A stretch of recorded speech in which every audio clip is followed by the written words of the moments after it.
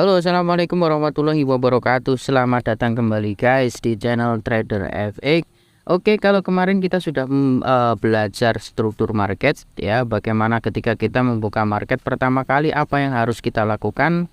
Ya, kita membaca dulu struktur market. Nah, untuk materi yang kedua ini kita akan menentukan area open posisi buy maupun sell. Dan di sini saya contohkan di Audi USD di time frame H1.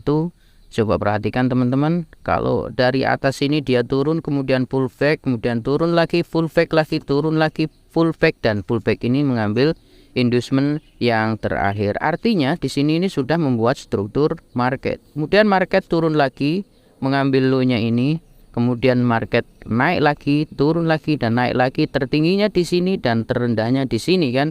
Artinya sebelumnya low validnya di sini ini ditransfer ke sini, ya kan, ke sini. Yang sebelumnya high validnya di sini sekarang ditransfer ke sini. Jadi struktur marketnya adalah seperti ini. Nah, oke. Dari sini turun ke sini, terus lanjut ke sini dan ke sini. Kemudian harga naik membuat pullback, naik, pullback, dan break di sini. Ini artinya adalah change of character. Oke, bisa dipahami ya. Jadi ini cara membaca struktur market. Setelah kita tahu struktur marketnya seperti ini dan sudah membentuk change of character, tentu materi change of character akan kita bahas nanti ya. Nah, yang jelas sekarang sudah ada yang namanya low valid di sini, ya kan? Ini sudah ada low valid dan sekarang di sini sudah terjadi high valid. Kenapa? Karena harga dari sini turun, sudah dari sini ya kan, turun ke sini, ini sudah mengambil inducement atau pullback terakhir. Artinya ada kemungkinan kalau kita mau mengambil open posisi buy, kita tinggal menunggu di mana kita mau buy.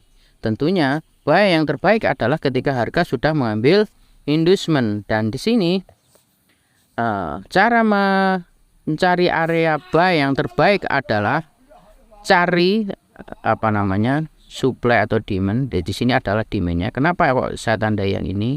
Ini adalah candle yang meliquidity candle sebelumnya atau candle pullback-nya. Ini dia low, ini diambil oleh candle ini low-nya. Kemudian harga naik dan di sini menyisakan yang namanya imbalance. Oke. Nah, ini dari sini, dari shadow yang candle ketiga ini, kemudian kita tarik ke shadow candle pertama ini namanya imbalance. Artinya order block ini atau demand ini menyisakan imbalance dan melakukan break of structure di sini. Maka di sini saya tandai sebagai demand yang kuat, bisa kita gunakan untuk open posisi buy. Jadi begitu ya, salah satunya cara menentukan area buy dan sell setelah kita tahu yang namanya range valid ya. Ini swing low valid, ini swing high validnya. Oke. Maka di sini kita akan mencari konfirmasi dengan target di swing high sini nantinya. Kita bisa juga menggunakan beberapa teknik untuk mengkonfirmasi bahwa area itu bagus atau enggak, ya kan? Dengan menggunakan Fibo. Cuman untuk menggunakan Fibo ini akan kita bahas nanti di lain waktu. Oke.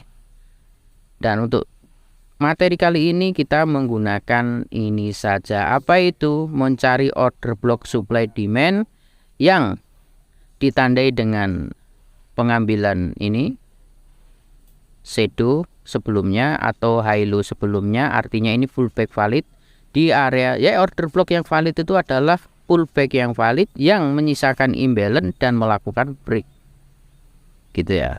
Jadi itu syaratnya. Satu, dia itu pullback valid, kemudian yang kedua ada imbalance, yang ketiga melakukan break. Oke, sekarang kita zoom ke time frame yang lebih kecil. Kalau biasanya H1 saya ke M5. Nah, seperti ini. Dan di M5 ini sudah jelas terlihat bahwa di sini sudah terjadi change of character di sini. Kenapa? Karena di sini struktur marketnya itu kan dari atas gini, turun, turun, turun, turun. Nah, ini kan. Nah, ini dilakukan sweep flow-nya di sini dan inducementnya sudah diambil ini, kemudian turun, artinya ini adalah struktur valid. Ini low valid, ini high valid, kemudian diambil, di sweep dan di break. Paham ya? Jadi ini sudah terjadi change of character. Jadi saya akan melakukan open posisi buy nanti di sini. Kenapa di sini? Ya ini adalah order blocknya. Sementara inducementnya berada di mana? Inducementnya di sini. Ini inducement, ini imbalance, ya kan? Ini order blocknya. Oke, kita akan tunggu harga balik ke situ dan kita akan lakukan open posisi buy.